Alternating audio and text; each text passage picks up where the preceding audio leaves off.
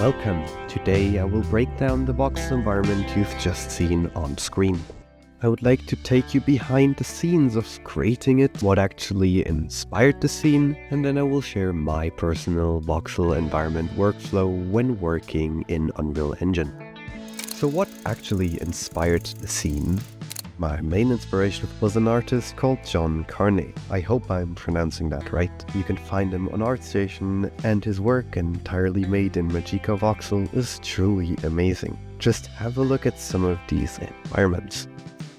A second inspiration was the beautiful game Teardown, where you're basically able to break absolutely anything. I was always amazed at how a simple block game like Teardown could still look super realistic in a way. How can some blocks give off this real and immersive feel, even though they're clearly CGI and, well, blocky? Usually, when creating scenes, I start off with a block out in Unreal Engine to kind of get the shapes in. For this one, however, it wasn't like that at all. I started just playing around in Magica Voxel and creating this coffee shop. Then I wanted to test exporting it into Unreal and, well, I kind of started just having a scene. After just working on the environment more, adding more details and lights, the entire scene became alive and turned into the environment that it is today. All the tools used when creating the scene are completely free to use, except for, well, Photoshop, unfortunately. As my main voxel editor, I've used Magica Voxel, which you can get for free and, well, it's absolutely great. Now, most of the assets for the scene I actually did create in Magica Voxel. You can see some rocks, trees, road assets, sidewalks, and even, of course, the main house. When creating, I made sure to have this reference guide so that my scales actually line up in all the different software that I was using. This is because they all have different weird dimensions and converting otherwise would be kind of difficult. Let's talk about exporting. First, just select the meshes you're trying to export in Magica. Then on the side you can check the selected only checkbox, and then you can either export as OBJ or FBX. Both work, but OBJ actually allows you to set custom import presets in Unreal, and that's pretty useful, especially if you always have to import at the right scale. Setting an import preset up is not that much work. Just open up the project settings and then you can search for pipeline.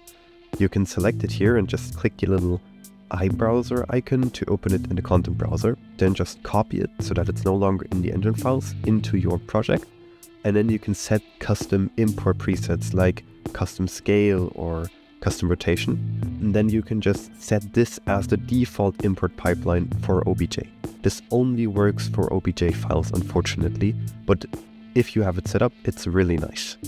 After importing the meshes in Unreal and setting up a very basic material using the palette, you might realize that some of the meshes look kind of blurry. This is because Unreal doesn't quite know what to do with such a small texture. To fix this, just open up the texture and set the filter to nearest, and that actually fixes all the issues completely, and your palette should look fine. All that's left is just to bake the transform so that the rotation is correct. I could have done that on import, and you have your voxel mesh imported in the engine. If you've set up the scale correctly, then you can actually use Unreal's grid snapping to snap the voxel objects perfectly on the grid. I actually gave up on this halfway through. This is why some of the voxels are clearly not aligned on the grid and sometimes even rotated in wrong ways. But I think honestly that it doesn't really harm this art style and fits in pretty well. The foliage in the scene is inspired by an upcoming game called Long Gone. The foliage in that game isn't aligned on the grid perfectly, and I think it looks really good. That's something that I tried replicating with my foliage. Of course, I couldn't do that in Magica, so I had to turn to a different software called Blockbench. While Blockbench is mainly used for creating Minecraft models, it worked for creating this low-poly foliage really well. I would describe it like a simpler version of Blender that can still do some pretty cool stuff. Hey, sorry to interrupt. If you like what you see, please leave a like and subscribe so that I can keep making more videos like this one. I think the most interesting part about the scene's lighting is definitely the custom fog that I made just for the project. Now, this was hugely inspired by this video, which will show you how to override Unreal Engine's volumetric fog system with a 3D volume texture. I then made sure to keep improving the system some more, and I also made a blueprint with the values of the shader exposed. The fog also uses distance fields to kind of wrap around the objects in the scene, which I think looks super cool. It's very customizable, and I ended up reusing it for many other projects later on. Then for post-processing, I just have a few very simple color adjustments. The only thing that I'd like to mention is that on scenes with single pixels, it tends to look really nice if you crank up the sharpness a bit, because it gives the image a bit of a pop. Then for some, polishing touches, I also created this flag. And I know that it isn't really realistic for the cloth to move not aligned to the voxel grid, but I still gave it the Unreal cloth physics, and I think that it looks really nice. My next step, besides adding some stars and the moon, was making the game actually playable. Not only did I start by creating the player character controller that you can run around, but I also made sure to make it feel immersive. The character controller has full camera animations and head bobbing, which I learned for the scene, and it actually works really well. When you walk, the camera kind of smoothly fades up and down. I used a cinematic camera instead of the usual Unreal camera for the controller. This gave me the ability to add depth of field dynamically at runtime. I'm just shooting out a ray, whatever it hits, I will then set the depth of field distance to the hit object. This actually gives it this super cinematic look. Then I made sure to include sound design in the scene. It's just composed of a few looping ambient sounds that I got for free from some website. I made use of some of the Unreal Engine cable components that come pre-shipped with the engine. You can just add them by clicking the plus pin cable component. Just set the start and end location and you're good to go. Because it's quite tedious to always type in the coordinates, I made a small actor where I can just add the cable component to, and then an arrow component. So you just need to set the attached socket of the cable to the arrow component and everything is good to go. While Magica Voxel does have a pretty beautiful renderer, I wanted my scene to be fully playable, and this is where I chose Unreal Engine as a quote-unquote renderer for my scene. While Magica Voxel does allow exporting objects to FBX and OBJ, Unreal Engine isn't really built for working with voxel files and models. This will then cause quite a lot of issues. When objects overlap in Magica Voxel, it will be smart enough to not render the parts that are overlapping twice. Here you can see an example of millions of blocks all rendering at the same time without any real issue.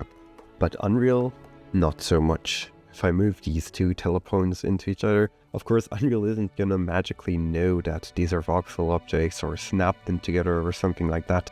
For example, this tree really destroys my performance because it's a lot of individual cubes and Unreal can't make these smaller or less detailed. To try to make an actual voxel game with this method, you would run into a wall pretty quickly, because Unreal Engine no longer has any reference to the original singular voxel cubes. Now imagine you wanted to make some voxels destructible, paintable, or basically do anything with them. That all wouldn't really work in this setup. Just as a heads up, there are some plugins that allow importing vox files in Unreal, and they're worth a look at.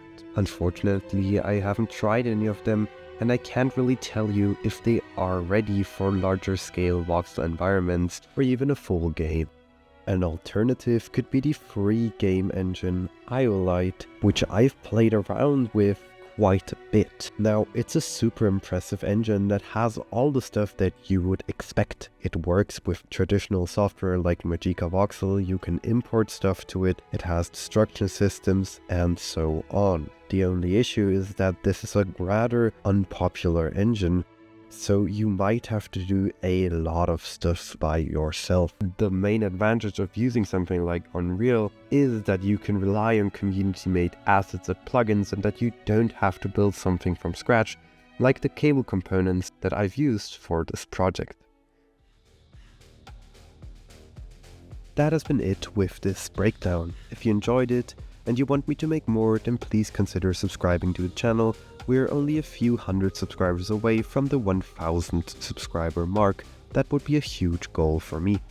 If you want to see another one of my scene breakdowns, check out this one where I made a more, well, realistic environment in Unreal Engine 5.